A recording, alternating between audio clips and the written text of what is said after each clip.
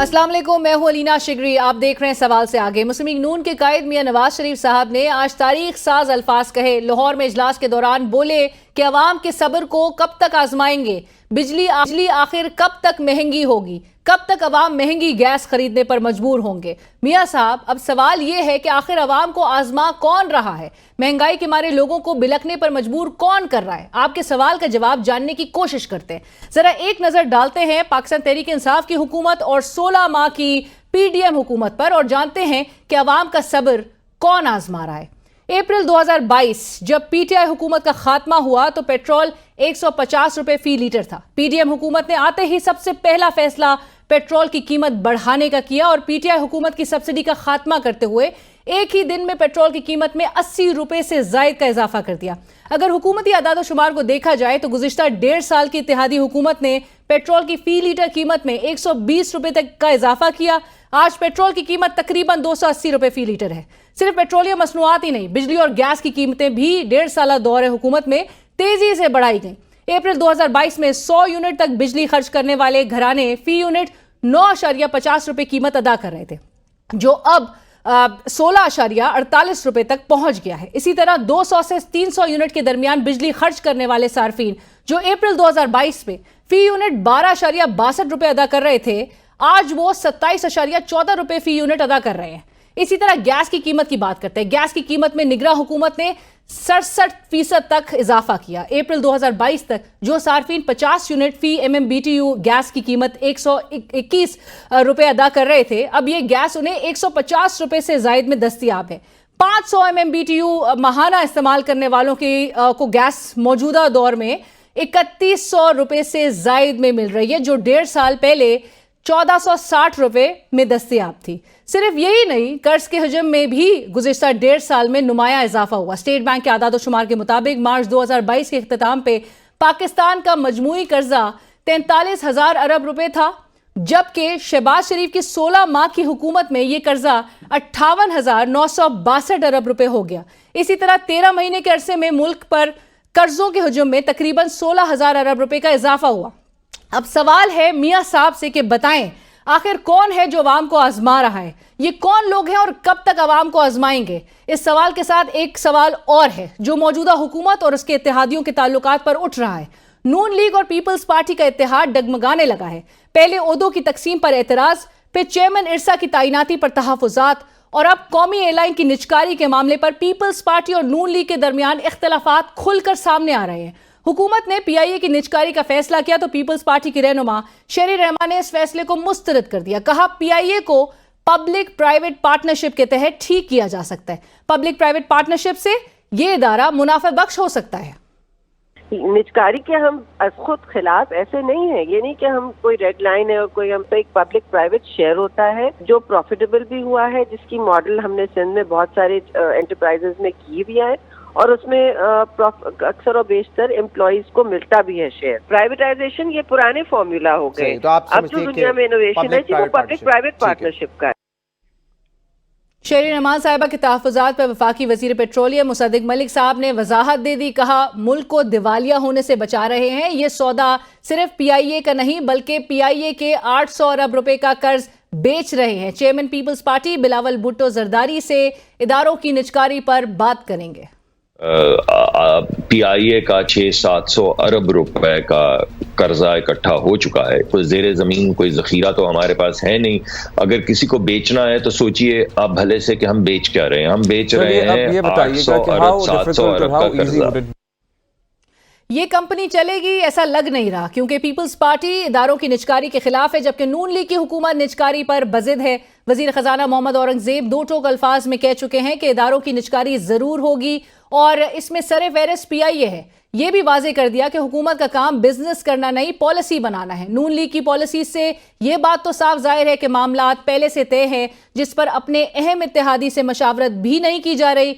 ये तो निजकारी का मामला है। आगे IMF की पेश करदा पॉलिसीज और दीगर अहम अमूर पर मशावरत कैसे होगी और क्या इस सारी सूरत हाल के बाद हुकूमती इत्तेहाद को कोई खतरा तो नहीं। और नाज़रीन, आई एम वेरी ऑनर्ड, हमें ज्वाइन कर रहे हैं कमर जमान कायरा साहब, सीनियर रहनुमा पाकिस्तान पीपल्स पार्टी। कायरा साहब अस्सलाम वालेकुम। जी वालेकुम अस्सलाम। कायरा साहब बहुत शुक्रिया आपके वक्त का। कायरा साहब, I will begin with this के गुज़िश्ता 2 रोज से हम सोशल मीडिया पे और फिर कुछ बयानात भी देख रहे हैं, वफाकी वुज़रा की जानिब से भी एक तरफ पाकिस्तान तहरीक इंसाफ है, उन पर एलिगेशन जायद कर रही है। शोदा के हवाले से आपको पता है कि जिस किस्म की 2 रोज़ में एक सेंटिमेंट्स जो लोगों के नज़र आ रहे हैं, हमारे अफवाज पाकिस्तान और जो शहादतें उनकी जानिब से नोश की जा रही हैं, उस पर दोनों एंड से नून लीग भी और पाकिस्तान तहरीक इंसाफ भी एक दूसरे पर ये एलिगेशन जायद कर रहे हैं कि यहाँ पर जो दहशत गर्दों को पनाह फराहम करने वाले वो प्रोपेगेंडा कर रहे हैं, उनके खिलाफ, शोदा के खिलाफ ट्वीट्स कर रहे हैं। बुनियादी सवाल तो कायरा साहब यही है जो ख्वाजा आसिफ साहब ने भी कहा, नून लीग का भी एक नैरेटिव है कि पाकिस्तान तहरीक इंसाफ को जिस तरह से एक ब्रांड किया जा रहा है एंटी स्टेट पार्टी के तौर पे, आप शेयर करते हैं सेम कंसर्न्स, आप इत्तेफाक करते हैं इस किस्म के बयानिए से?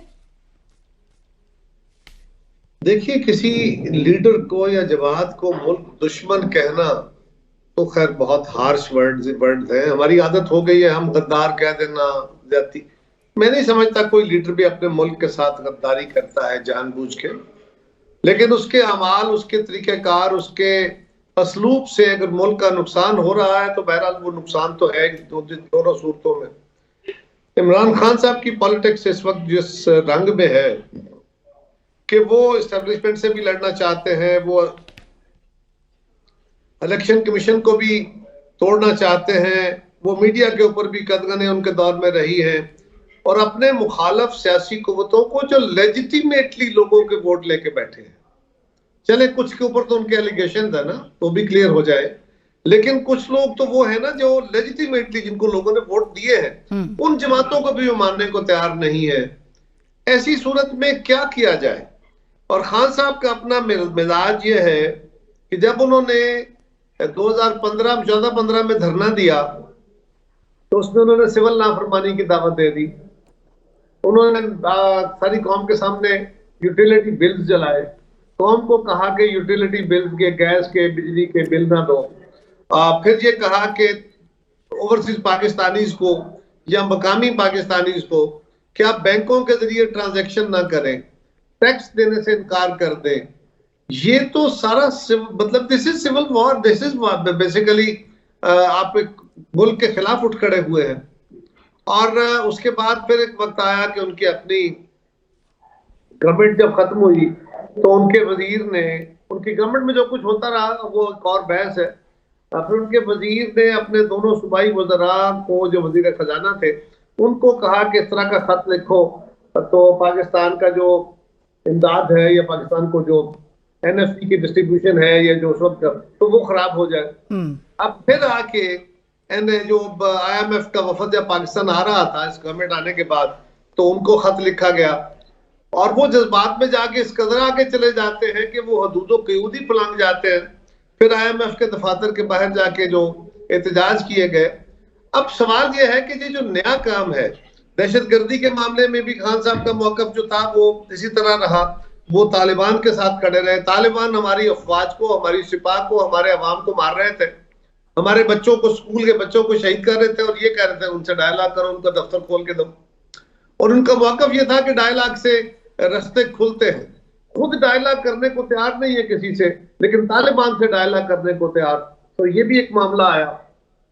बट कायरा साहब, पॉलिटिकल ओपोनेंट्स को इनको आखिरी एलिना जी जी, लेकिन मसला ये है कि अगर इस वक्त हमारी अफवाज ने पाकिस्तान के लोगों की, अपनी सरजमीन की दिफा के लिए हमारे लोग मौजूद हैं, कोशिश कर रहे हैं, उन पे हमला करके और अचानक हमारे सिपाहियों को, हमारे अफसरों को शहीद कर दिया। कई दिनों से नहीं, महीनों से, सालों से ये अमल जारी है और हजारों की तादाद में शहादतें हो चुकी हैं। और उससे कई गुना ज्यादा वो लोग हैं जो परमानेंटली डैमेज हो गए, किसी का बाजू नहीं है, किसी की टांग नहीं है, हजारों की तादाद में ये लोग हैं। और तालिबान के नाम से एक ऐसा ग्रोह है जो हर वक्त अटैक करने को, सिविलियंस को भी मार रहा है, पुलिस को भी मार रहा है, सिपाह को भी मार रहा है। अब उनके खिलाफ अगर एक्शन होता है तो उसके ऊपर भी अगर हमारे दोस्त जो हैं वो हमारी फौज को ही पड़ जाते हैं। भाई, फौज के सियासी किरदार के ऊपर एतराज हमारा भी रहा, लेकिन आप फौज की वजूद के ऊपर एतराज करें, ये मामला काबिल कबूल किसी सूरत नहीं हो सकता कि आप अपने इदारों को डिमोलिश करने चल पड़े। तो शुहदा के ऊपर बातें करना या शुहदा को इस तरह बदनाम करना, उनके नाम पे धब्बा लगाने की कोशिश करना, तो ये मैं समझता हूं कि बहुत। बट कायरा साहब, ये तो अभी सिर्फ ये इनके हवाले से कि पाकिस्तान तहरीक इंसाफ ये करवा रही है या ये उनकी तरफ से ट्रिगर हो रहा है, ये तो महज सिर्फ एक्यूजेशंस ही नजर आएंगे। Social media is an uncontrolled medium, कोई भी एक थर्ड पार्टी भी उसका फायदा उठाते हुए इस किस्म के एक टेंशन, एक रिफ्ट क्रिएट करने के लिए भी कर सकती है। तो पाकिस्तान तहरीक इंसाफ तो उल्टी एलिगेशंस लगा रही है नून लीग के हवाले से। आपको लगता है कि इस पूरे इस फिजा में जहां पर इसको बेहतरी की तरफ मामलात को लेकर जाना चाहिए, ये पोलराइजेशन से तो ऑब्वियसली मुल्क का ही नुकसान हो रहा है, मुल्क की आवाम का नुकसान हो रहा है, वो मफाहमत या वो एक रिकंसिलिएशन का रास्ता कैसे निकाला जाएगा? सदर जरदारी साहब, जो कि ऑलरेडी सब जानते हैं मफाहमत के बादशाह कहलाए जाते हैं, वो किस तरह से एक चाहेंगे कि एक राह क्रिएट हो और अपने मुखालिफ को भी, बदतरीन मुखालिफ को भी एक टेबल पे लेकर आने के लिए कोशिशें की जाए? देखिए, हमने पहले भी कोशिशें की, जब खान साहब हुकूमत में थे उस वक्त भी हमने कहा, उसका जवाब भी गालियां पड़ी। जब हम हुकूमत में आए, वो अपोजिशन में थे, उस वक्त भी पीपल्स पार्टी के चेयरमैन जनाब बिलावल साहब ने डायलॉग ओपन किया और अल्टीमेटली सुप्रीम कोर्ट ने इंटरवीन करके, वो जरूरत नहीं थी लेकिन इंटरवेंशन की, और उसके बाद फिर डायलॉग हुआ, उसके ऊपर खान साहब बैकआउट कर गए, फिर एक दफा हुआ, फिर बैकआउट कर गए। अब फिर हमने इलेक्शन के बाद ये कोशिश की और पीपल्स पार्टी के सेंट्रल एग्जीक्यूटिव ने एक डायलॉग का रास्ता खोलने की कोशिश की, कमेटी कंस्टिट्यूट की, लेकिन उसके बाद भी खान साहब ने कहा कि इन तीन जमातों से बात नहीं हो सकती। सो उन्होंने वो रास्ते हमेशा बंद किए हैं। ये बड़ा अफसोसनाक है और मैं समझता हूं कि खान साहब को इसके लिए कुछ रास्ता पैदा करना चाहिए। तलखियां इतनी बढ़ाने के बाद ये जो है ना पीटीआई का मिजाज के गालियां देते जाओ, इल्जाम लगाते जाओ, और जब वक्त कहे हम तो नहीं कर रहे। और अगर सोशल मीडिया इतना ही बेमुहार है तो सोशल मीडिया को फिर लगाम डालनी चाहिए ना। बेमुहार तो नहीं हो सकता, इसका मिस यूज जिस तरह करके अगर मुल्क के अंदर अनारकी फैला दी जाए तो इसकी इजाजत तो नहीं दी जा सकती। इसी तरह कल ये जो एआई और सोशल मीडिया ये मिलके अगर इसके इस्तेमाल से कल मजहबी अनारकी फैला दी गई तो क्या हम इसकी आजादाना जो सहाफत है या इसके नाम से, मीडियम के नाम से, हम इसकी आजादी के ऊपर चुप करके बैठे रहेंगे? इसके बारे में भी गवर्नमेंट को संजीदगी से कोशिश करनी चाहिए और आप दोस्तों को भी कोशिश करनी चाहिए कि आजादी इजहार, आजादी सहाफत और मिस यूज ऑफ मीडिया और मीडियम, इसका भी ख्याल करने की जरूरत है। सर, अभी तो हाल ही है कायरा साहब के ट्विटर कितने दिन गुजर चुके हैं, कितने हफ्तों गुजर चुके हैं। आपको पता है सोशल मीडिया पे जो बंदिश है वो वीपीएन के जरिए जो है वो लोगों को एक्सेस करना पड़ रहा है, अभी भी बंद है। लाख दावों और लाख वादों के बावजूद भी काफी कहा जा रहा है कि जी खुल चुका है सोशल मीडिया, अभी भी हाल यही है कि वीपीएन से ही लोग एक्सेस कर रहे हैं। बट बहरहाल अभी आपने खुद कहा कि सोशल मीडिया बेमुहार है, वो हकीकत है, अनकंट्रोल्ड है। अनारकी फैला सकता है, तो क्या अनारकी फैलाने की इजाजत दी जा सकती है? देनी चाहिए। राइट। बट कायरा साहब, चलिए आगे बढ़ते हैं। एयर चीफ को उनकी मुद्दत मुलाजमत में 1 साल की तौसी की गई, 1 ईयर एक्सटेंशन उनको दी गई। पीपल्स पार्टी एक्सटेंशंस को सपोर्ट करती है फोर्सेस चीफ्स की टर्म में? देखिए, हुकूमत ने कहा, सदर साहब जो इसकी एक्सटेंशन की, एक्सटेंशन का अमल मुस्तासर नहीं है और एयर चीफ की एक्सटेंशन नहीं होनी चाहिए थी। ये कोई अच्छा अमल नहीं हुआ। मैं समझता हूँ इससे इदारों के अंदर बददिली फैलेगी और एयरफोर्स के अंदर इस तरह का मिजाज नहीं था। बेहतर होता कि एयर चीफ अपने मुद्दत पूरी करने के बाद रिटायर हो जाते। जो भी गवर्नमेंट ने फैसला किया बिस्मिल्लाह, लेकिन ये ना होता तो ज्यादा बेहतर। आपको लगता है कि हुकूमत ने अंडर प्रेशर इस किस्म का डिसीजन लिया है? जो भी लिया है ये क्वासन डिसीजन नहीं है। राइट। कायरा साहब, पीपल्स पार्टी के रोल पे बड़ा सवाल उठ रहा है कि आप चूंकि काबीना का हिस्सा नहीं है, हुकूमत का हिस्सा ज़रूर है। एक तरफ आप ये जो सदारती ऑर्डिनेंसेस हैं उस पर भी आपकी एक पोजीशन आपकी जमात की नज़र आती है, उस पर एतराज़ात उठाए गए। 7 के करीब जो ऑर्डिनेंसेस में तोसी की बात हुई, उसमें नवीद कमर साहब ने भी कहा कि अगर यही करना है तो पार्लियामेंट को लपेट कर फिर घर सब बैठ जाते हैं और फिर ऑर्डिनेंस के जरिए जो है वो मामला चलाते हैं। खुर्शीद शाह साहब ने भी यही बात की, उन्होंने ऑपोजिशन के मौक़िफ़ की हिमायत की और कहा कि हुकूमतें ऑर्डिनेंसेस पर नहीं चला करती, लेकिन बावजूद उसके पीपल्स पार्टी ने वोट इसकी हिमायत में दिया। तो पीपल्स पार्टी का रोल जो है वो समझ नहीं आ रहा है कि किरदार है क्या, दोनों साइड्स पे खेलने की कोशिश की जा रही है। हम कोशिश कर रहे हैं कि हुकूमत को ये मजबूर करें, उनको बावर कराएं कि आप दुरुस्त इक़दाम उठाएं। अगर कहीं गलती है तो उसकी निशानदेही करनी है। अगर 1 दफा 2 दफा 4 दफा आप कोशिश करते हैं, उसकी इस्लाह करनी है। अगर इस्लाह नहीं होती तो कोई आप कदम उठाएंगे ना। आपका क्या ख्याल है कि पहले दिन ही हमें कहना चाहिए sorry, thank you very much, हमारा आपका इत्तेहाद खत्म, हम घर जा रहे हैं? क्या ये तरीका है? ऐसा नहीं होता। आपने हुकूमत को वार्निंग देनी है, उनको बार बार समझाना है, उनको बार बार कहना है, और फिर जाके कोई अगर किसी वक्त ऐसा मसला आता है तो फिर आप कोई अपनी हार्ड लाइन लेते हैं, लेकिन उससे पहले बहुत सारे इकदाम उठाने की जरूरत होती है। और जिस तरह गुज़िश्ता हफ्ते जो इंडस रिवर जो सिस्टम अथॉरिटी के चेयरमैन की तैनाती थी, उससे मुतालिक भी आप लोग के सख्त रिजर्वेशन सामने आए, अपोज किया गया और फिर वो नोटिफिकेशन वज़ीर आज़म ने वापस ले लिया था। उस पर भी उनको पहले से आगाह किया गया था? मेरे इल्म में नहीं है, लिहाजा इसके ऊपर मैं बात नहीं कर सकता, क्योंकि मेरे इल्म में नहीं है कि उनको आगाह किया गया नहीं किया गया। लेकिन चीफ मिनिस्टर साहब ने जो कहा, यकीनन उनको अगर आगाह किया गया होता तो फिर इस तरह के उनके तहफ़्फ़ुज़ात ना आते। राइट। कायरा साहब, वज़ीर ख़जाना ने कहा है कि PIA की निजकारी सबसे पहले होगी। वज़ीर इत्तलात अता तारड़ साहब भी कह रहे हैं कि हुकूमत की कोशिश है कि PIA की निजकारी को जो है वो उसका टेंडर मई में मुकम्मल कर लिया जाए। अलीम खान साहब, प्राइवेटाइजेशन मिनिस्टर, वो कहते हैं अब कन्विंसिंग वाली बात नहीं है कि किसी को कन्विंस किया जाएगा, ये मामला अब फाइनलाइजेशन की तरफ लेकर जाया जाएगा। पीपल्स पार्टी के ऑब्वियसली एतराज़ सामने आ रहे हैं, एप्रीहेंशंस हैं क्या सर?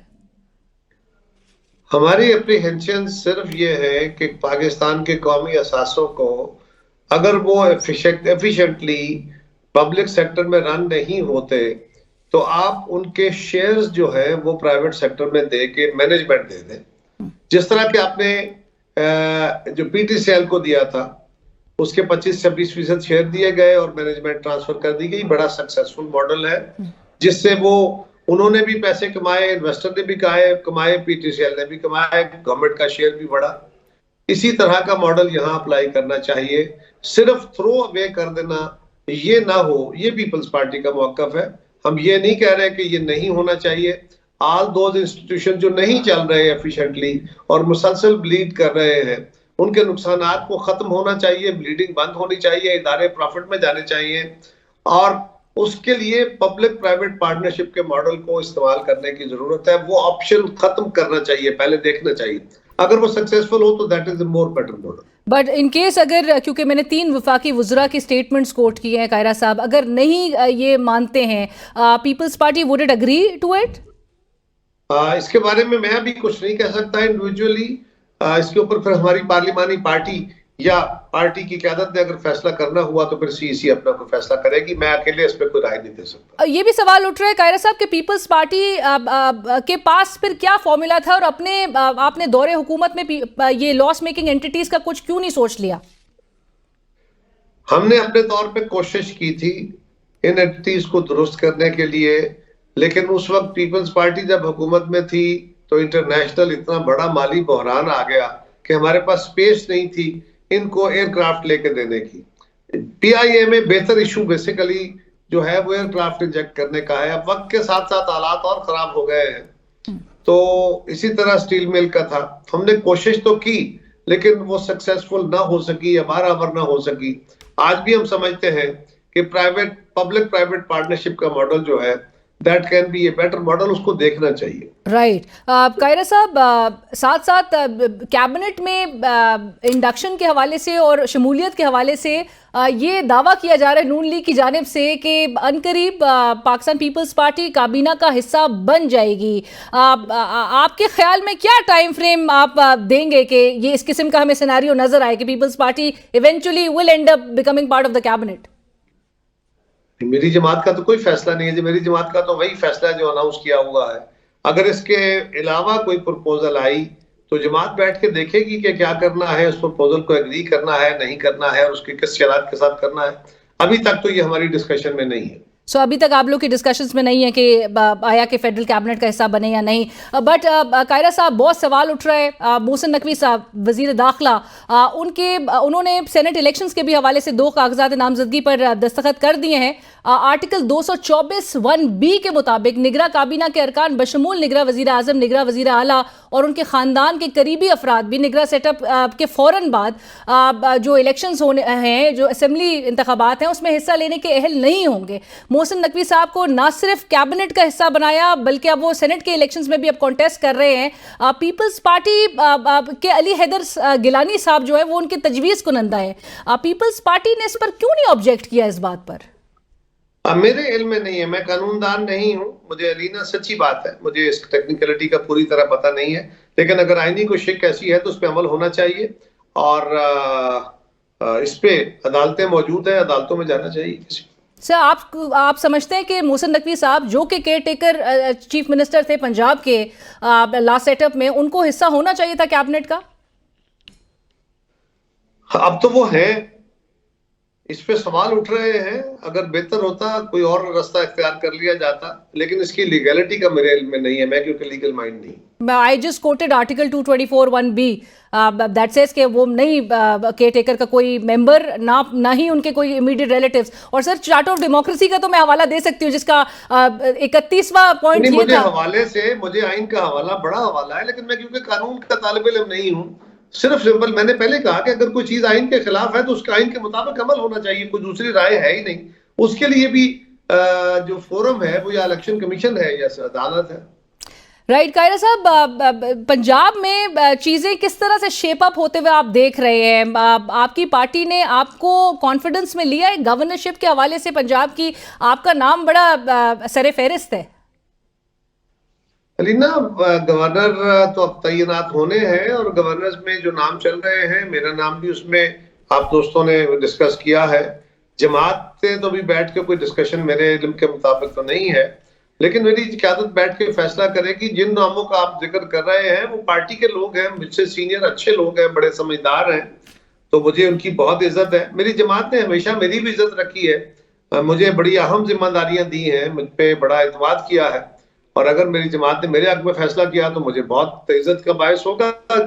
किसी और दोस्त के हक में फैसला किया तो वो भी यकीनन उतने ही काबिल एतबार, उतने ही पार्टी के लायक दोस्त है सारे।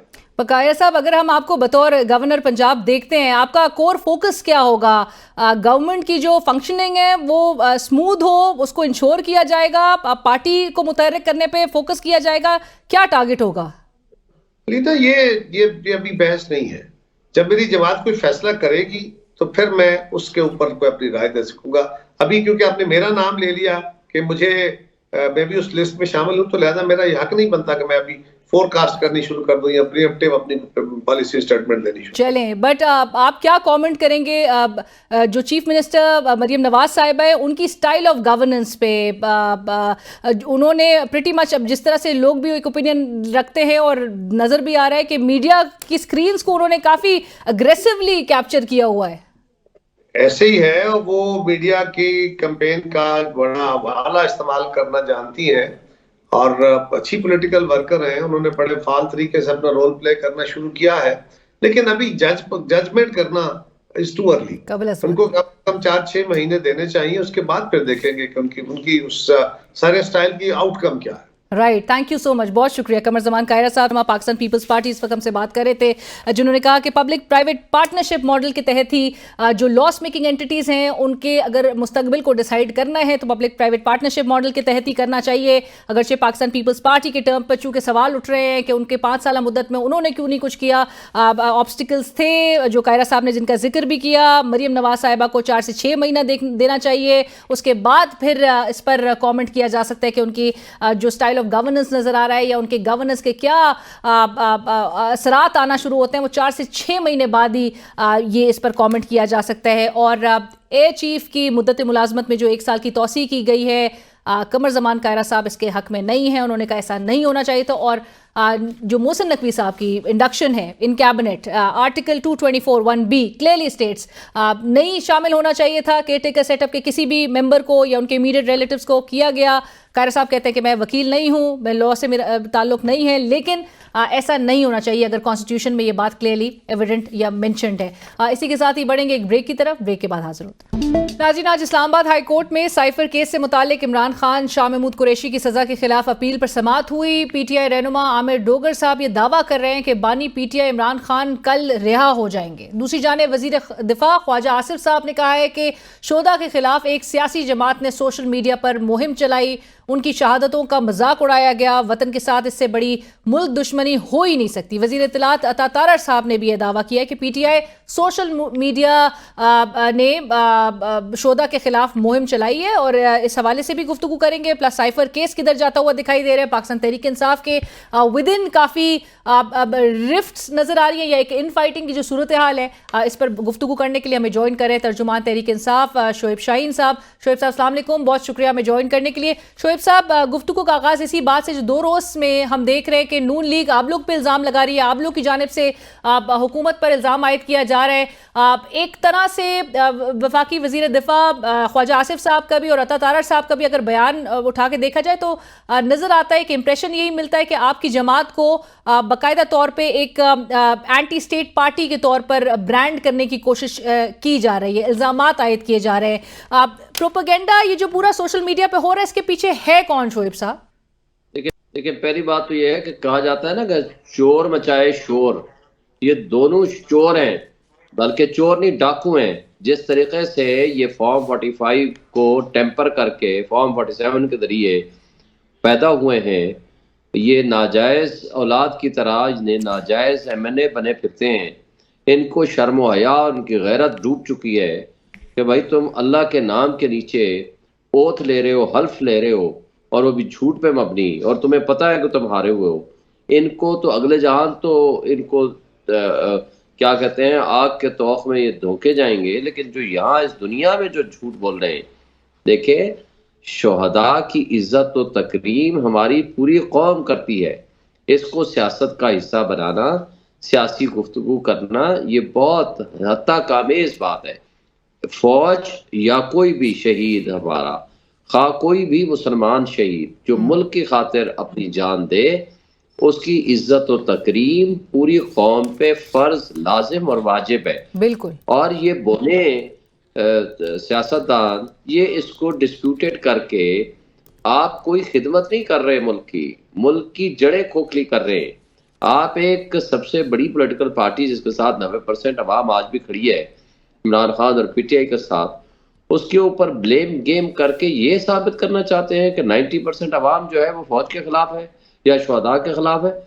Very bad. बट शोएब साहब, आप लोग की जानिब से भी तो रिस्पॉन्ड किया जा रहा है उनकी एलिगेशंस पर। आप भी तो कह रहे हैं कि नून लीग शोधा की के नाम पर सियासत कर रही है, तो एक इक्वल एक रिस्पॉन्स तो सियासत कर रहे हैं। देखिए ना, हम तो जवाब दे रहे हैं ना, ये सियासत कर रहे हैं तो जो हमारे ऊपर इल्जाम लगाए शुहदा के ऊपर सियासत तो नहीं बनती। हम तो सिर्फ देखें, हम जो आज भी हमारा क्या नुक्ता निकाह है, वेरी सिंपल एंड ब्रीफ, पूरी फौज का हम एहतराम करते हैं। हाँ, हम ये कहते हैं कि एस्टेब्लिशमेंट को और फौज को जो उनकी डोमेन है उसमें रहना चाहिए। सिर्फ उस सियासी सेल की हद तक की जाने वाले इख्तलाफ को, पूरे इंस्टीट्यूशन के खिलाफ की जाने वाली बात को, ये बहुत बुरी रिवायात कायम करना चाह रहे हैं।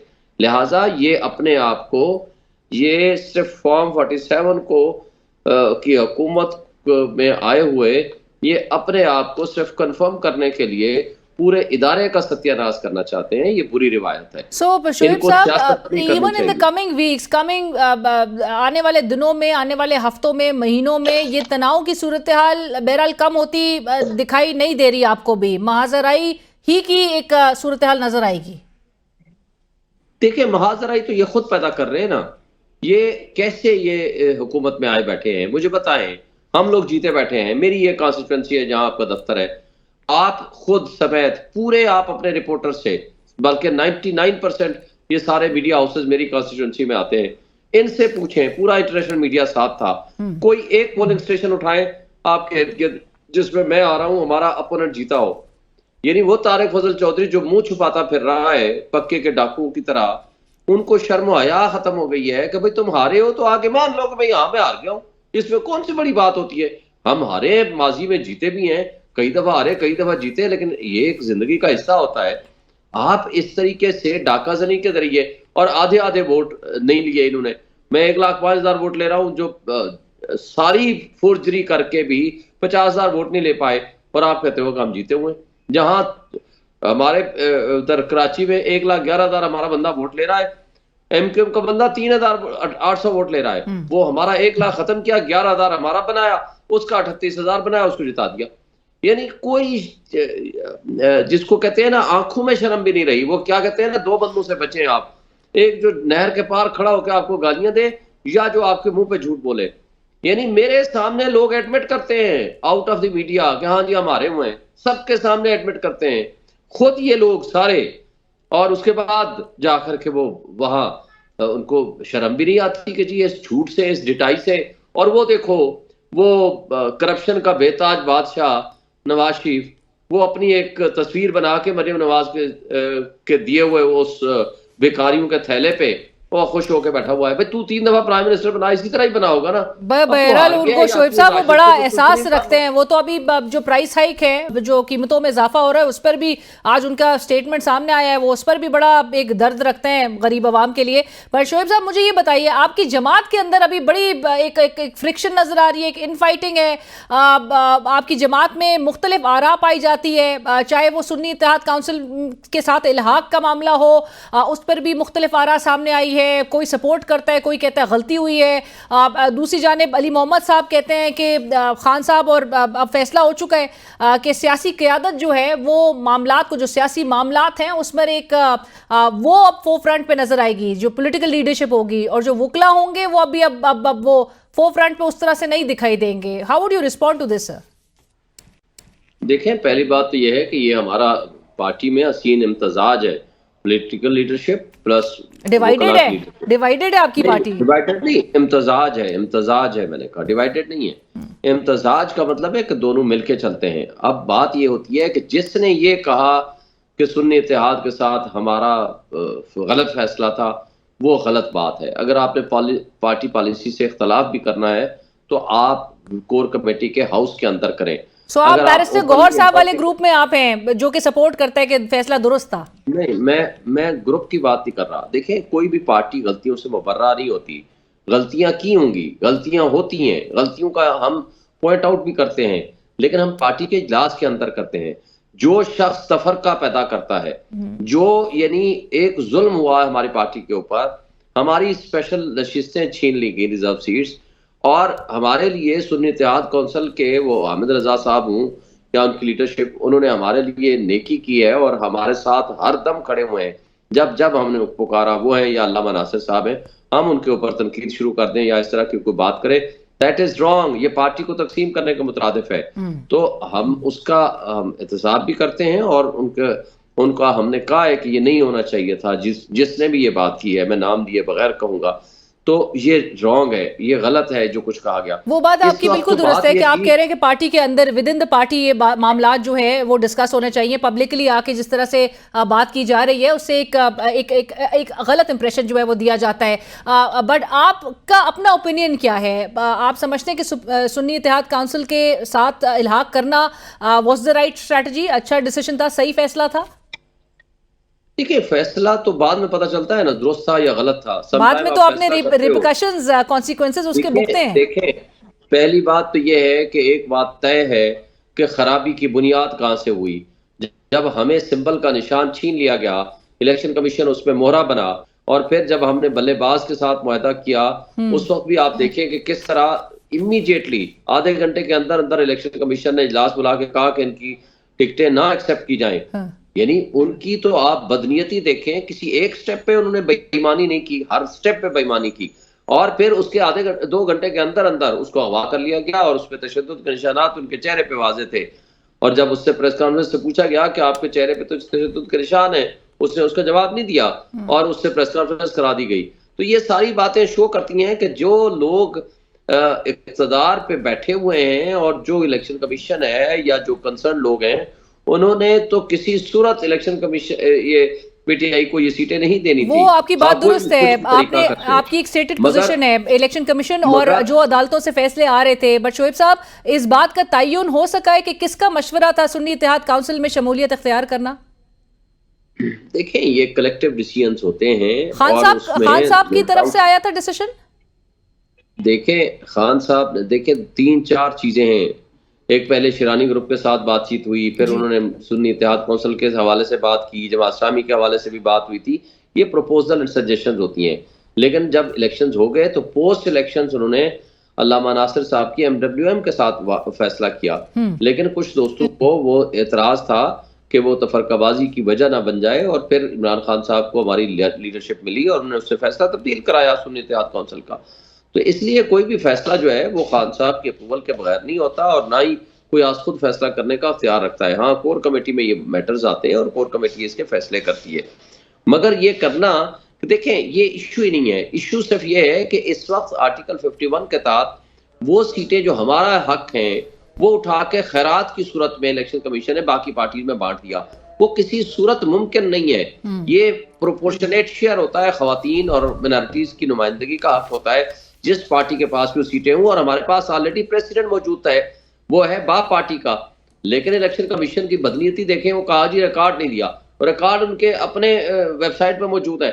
जब वो दिया तो हाई कोर्ट में, पेशावर हाई कोर्ट ने उसको कंसीडर ही नहीं किया, और हमें नहीं पता कि फैसला क्या है, अभी तक फैसला नहीं आया। हम सुप्रीम कोर्ट में जाएंगे। देखें, बात ये नहीं है, इस वक्त जिन दोस्तों ने या जिन लोगों ने, हमारी पार्टी वालों ने कहा जी हमारा कसूर है, वो असल में इस नैरेटिव से तवज्जो हटाने के मुतरादिफ है। ये बहुत बड़ी ज्यादती की है उन लोगों ने जिन्होंने ये ओपनली आकर ये वाली बात की। देखें, हक है हमारा पार्टी का, हक है उन खवातीन का जो इसमें नुमाइंदगी का हक उनको मिलना चाहिए, ये हक है उन मिनॉरिटीज का जो हक उनको मिलना चाहिए। ये नहीं हो सकता इसको खैरात की सूरत में लोगों पे बांट दें। बात बाकी ये होती है कि हमारे दरमियान एक बात तयशुदा है कि आज सबसे बड़ी पॉलिटिकल पार्टी है, जिस तरह उसको कादर किया गया, जिस तरह उससे सीटें छीनी गई, जिस तरह 2/3 मेजॉरिटी से उसको सिंपल मेजॉरिटी भी नहीं लेने दी गई, और जिस तरह हमारी रिजर्व सीटों पे डाका डाला गया, जिस तरह हमारी प्री पोल रिगिंग की गई, हमारे लोगों को अगवा करके उनको तशद्दुद का निशाना बनाया गया, और जिस अंदाज से मेरे समेत हमारे पोलिंग एजेंट्स और हमारे सपोर्टर्स के खिलाफ FIR काटी गई, ये पाकिस्तान की तारीख की बदतरीन धांधली नहीं है, ये जुल्म, जबर और बर्बरियत है।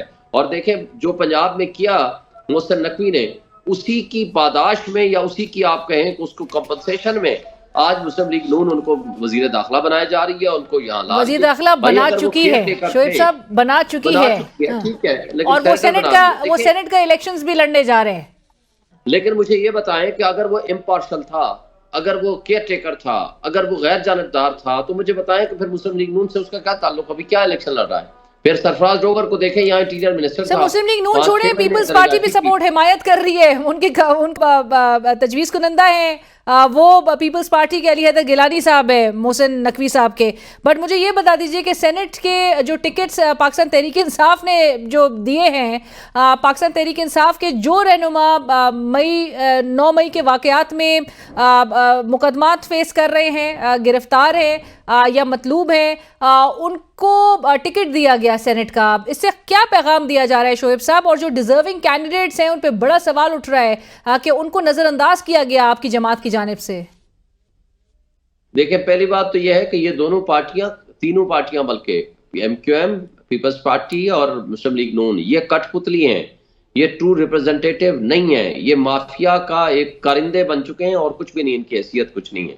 अब आगे आते हैं कि जो हमने सीटें दी हैं, देखें, हमने अपने कुर्बानियां देने वाले वर्कर्स को सीटें दी हैं, हमने कोई टिकटें बेची नहीं है, हमने कोई पैसे लेके लोगों को नहीं टिकटें दी हैं, हमने विरासत की बुनियाद पर नहीं दी हैं, हमने अलीमा बाजी और बुशा बीबी को टिकटें नहीं दी हैं, हमने टिकटें दी हैं अपने वर्कर्स को, अपने टिकटें दी हैं जिन्होंने कुर्बानियां दी हैं, जिन्होंने इस मुल्क में बर्बरियत और वहशत को सहा है, इस मुल्क में जिसको कहते हैं ना यजीदियत का मुकाबला करने के लिए खड़े रहे हैं। तो हमने उनकी एप्रिसिएशन में उनको टिकटें दी हैं और वो डिजर्व करते हैं। लेकिन पॉलिटिकल विक्टिमाइजेशन की बदतरीन मिसालें हमने देखी हैं। मैं तो समझता हूं कि जो पिछले कुछ अरसे से पंजाब में हमारे वर्कर्स और स्पेशली इस्लामाबाद, पंजाब और पूरे पाकिस्तान में, एक आपको पता है 14 अगस्त वाले दिन जो हमारे लोग सिर्फ पाकिस्तान के झंडे के साथ PTI का झंडा लेके निकले थे, उनके खिलाफ FIR सिर्फ इस बुनियाद पर काट दी गई और मैंने उनकी जमानतें कराई थी। मगर बात यह है कि इस तरीके से जो तर्ज अमल हमने फेस किया है, ऐसे लगता है कि जैसे या हम कश्मीर में रहते हों या फ़लस्तीन में रहते हों। आप मुझे बताएं, पिछले हफ्ते भी 10 दिन पहले जो हमारा एहतजाज था, अब यहाँ हमने 2 एहतजाज किए हैं, इस्लामाबाद में 3 एहतजाज किए हैं, 2 FIR मेरे समेत सबके खिलाफ काट दी गई। उधर पंजाब में हमारा वो अहमद शाह जो लड़का था उसको बदतरीन तशद्दुद करके बेहोशी के आलम में ICU में फेंक के चले गए और एक बच्चे को हमारे कारकुन को रहीम यार खान में शहीद कर दिया गया। ये जो कुछ वो डाकू रानी कर रही है पंजाब में, ये मोहसिन नकवी की एक्सटेंशन है। और नहीं जो कुछ बहरहाल, हो रहा है, लेकिन उन्होंने बड़ा एक अच्छा जेस्चर का मुजाहिरा भी किया आपकी जमात में। अब वो चूंकि नहीं है, वो जो साबका रहनुमा है मलिका बुखारी साहिबा, लेकिन उनको ट्रैवल करने के हवाले से उनका नो फ्लाई लिस्ट पे उनका नाम था, तो उस नाम को भी उसमें से रिमूव करवाने में एक CM साहिबा ने एक कलीदी किरदार, अगरचे बड़े ताखीर के साथ, लेकिन एक बहरहाल एक रोल प्ले किया। बट शोएब साहब, मुझे आखिर में ये ज़रूर बता दीजिए, एक तो 30 तारीख को आप लोग एहतजाज करने जा रहे हैं? जी हमारा प्रोग्राम है, हमने अप्लाई कर दिया है। पहले 23 था, फिर अब 30 तारीख है। अगर परमिशन मिलेगी, हमारे आमिर मोल साहब रीजनल प्रेसिडेंट है हमारे इस्लामाबाद के, उनकी तरफ से हमने अप्लाई कर दिया है डिप्टी कमिश्नर को। हम उम्मीद रखते हैं कि हमारा ये आईनी हक है, वो हमें परमिशन देंगे ताकि हम आगे एहतजाज के सिलसिले को। और शोएब साहब ये भी बता दीजिए, आमिर डोगर साहब, और चूंकि आज इस्लामाबाद हाई कोर्ट में जो साइफर केस की अपील की समाअत हुई, उस हवाले से बड़े अहम ऑब्जर्वेशंस, अहम रिमार्क्स जो हैं वो सामने आए हैं। आमिर डोगर साहब भी कह रहे हैं कि खान साहब कल रिहा हो जाएंगे। आपको ये केस किधर जाता हुआ दिखाई दे रहा है? क्योंकि एक इंप्रेशन ये भी है कि ये शायद मामला रीट्रायल की तरफ चला जाए। देखिए, रीट्रायल का तो क्रिमिनल केसेस में आमतौर पर नहीं हुआ करते। बात यह है कि जिस अंदाज से इलेक्शन से पहले उस कंप्रोमाइज जजेस ने हमारे खिलाफ फैसले दिए हैं, उनके खिलाफ एक्शन होना चाहिए। अभी जस्टिस मियां गुल हसन ज़ेब ने उस अबुल असरार जुल्करनैन के खिलाफ ऑब्जर्वेशन दी है। आमिर मोल वाले केस में उसने एक दफा जमानत की तारीख देने के बाद दोबारा उसको बुला, उसकी जमानत कैंसिल कर दी तारीख देने के बाद। तो उसने कहा इसके खिलाफ एक्शन लिया जाए। ऐसे करप्ट जजेस को तो फौरी तौर पर जेल भेजना चाहिए, ना कि उसका रीट्रायल का ऑर्डर होना चाहिए। Right, thank you so much, बहुत शुक्रिया। शोएब शाहीन, तर्जुमान पाकिस्तान तहरीक इंसाफ, इस वक्त हमसे बात कर रहे थे। नाज़रीन, पाकिस्तान और IMF में मुज़ाकरात का फाइनल राउंड जारी है, जिसके तहत स्टाफ लेवल मुआहिदा मुतवक्के है। अब तक के मुज़ाकरात के मुताबिक हुकूमत ने IMF को बिजली टैरिफ में बर वक्त इजाफे की यकीन दहानी करवा दी है। बिजली की कीमतों में 1 जुलाई से मजीद इजाफे का इम्कान है। इसके अलावा हुकूमत की जानिब से IMF को तवानाई सेक्टर का गर्दिशी कर्जा कम करने के लिए एडजस्टमेंट और टैरिफ में बर वक्त इजाफा करने की यकीन दहानी करवा दी गई है। IMF ने PIA और हुकूमती मलकियती इदारों की निजकारी पर प्लान तलब कर लिया है, और इस हुकूमत को किन बड़ी शराइत, कौन से चैलेंजेस का सामना होगा, इस पर बात करने के लिए हमारे साथ मौजूद हैं renowned economist, senior tax expert Asad Ali Shah साहब। असद साहब, अस्सलाम वालेकुम, thank you so much for joining us. Thank you. Asad साहब, आपको पता है IMF जिस तरह से कहा जा रहा है, और अवाम में एक परसेप्शन यही है कि बड़ी टफ कंडीशंस हम मानने जा रहे हैं IMF की। कुछ 7th NFC जो फॉर्मूला है, NFC अवार्ड है, उसको भी लेकर बड़ी it has drawn a lot of criticism. मैं चाहूँगी कि नाज़रीन के लिए भी आप ज़रा वजाहत कीजिएगा, बताइएगा कि एक तो क्या हम इस पोजीशन में हैं कि IMF को ना कर सकें, अब उनकी एडवाइस को ना मान सकें, और दूसरा ये कि जो 7th NFC अवार्ड से मुतालिक कहा जा रहा है कि जी इसको रीअसेस करने के लिए IMF हमसे कह रहा है, रिविजिट करने के लिए कह रहा है, ये क्या एक बेहतर फैसला होगा? क्यों होना चाहिए? इसमें क्या मुश्किलात दरपेश आई हैं मुल्क को? जी, बहुत शुक्रिया। बिल्कुल आप सही कह रही हैं, ये 7th NFC का इशू डिस्कस जरूर हुआ है, लेकिन मैं नहीं समझता कि कोई IMF की इस पे कोई कंडीशनैलिटी होगी, क्योंकि NFC एक कॉन्स्टिट्यूशनल मैटर है, और IMF I don't think is going to insist on that, क्योंकि उसमें कंसर्न यही है कि 7th NFC में सूबों national finance commission award, just to explain as जो जैसे लोग हमारे आपके नाजरीन समझते होंगे कि ये डिस्ट्रीब्यूशन है फेडरल जो टैक्स कलेक्शन होती है FBR की, तो उसमें हर 5 साल में ये अवार्ड होना चाहिए, लेकिन ये हर 10 साल में भी अवार्ड नहीं होता हमारा। तो ये लास्ट जो हमारा अवार्ड हुआ था दैट वाज 2009, और उस अवार्ड में उससे पहले जो रिसोर्सेज थे जो सूबों के पास तकरीबन 47.5 पहले 47.5 जी और 47.5 जो कि 57.5% हो गया चारों सूबों को मिला के। प्रोविंशियल शेयर जो था जी टैक्स कलेक्शन में। लेकिन उसमें लोग ये पर्सपेक्टिव नहीं देखते। उसमें जाहिर है और कुछ सही भी है कि सूबों ने ये जो सारे पैसे ट्रांसफर हुए हैं तो वो ज्यादातर वेस्ट कर दिए हैं, तो और बहुत ज्यादा बढ़ गए हैं। किसी ने लिखा कि 50% बढ़ गए हैं, तो 50% नहीं बढ़े, उनका शेयर 21% बढ़ा। लेकिन मैं ये बता दूं आपको कि उससे पहले वाला जो अवार्ड था वो 96-97 से चल रहा था वो अवार्ड। उस अवार्ड में इससे पहले वाला जो 5th NFC था वो 1990 का अवार्ड था। तो अगर हम 1990 के अवार्ड पे चले जाएं, क्योंकि उससे पहले फिर मार्शल लॉ था तो काफी अरसे तो अवार्ड ही नहीं हुआ, तो उसमें बाय द वे सूबों को 80% टैक्सेस ट्रांसफर किए गए थे और फेडरल गवर्नमेंट ने अपने पास 20% रखे थे। राइट, बट असद साहब कथा कलामी की माफ़ी, लेकिन मिफ्ता साहब ने ये बात मेंशन की कि अब ये जो पाकिस्तान में एक बैडली गवर्न जो एक सिचुएशन नज़र आ रही है उसमें वो सिर्फ और सिर्फ Peoples Party, PMLN, PTI, PDM के दौरे हुकूमत में नहीं नज़र आया। वो कहते हैं कि फिस्कल रॉड जो असल शुरू हुआ था वो 7th NFC अवार्ड से हुआ है। आपने जो अभी पूरी एक वाज़ेह एक पिक्चर बताई, आप कहते हैं उससे भी पहले की हमारा जो एक सूरत हाल ख़राब होना शुरू हुई थी वो पहले से होना शुरू हुई थी। बिल्कुल इससे एग्री नहीं करता। ये कंटिन्यूस हमारी डिटेरियोरेशन है और गवर्नेंस हमारी पैथेटिक है।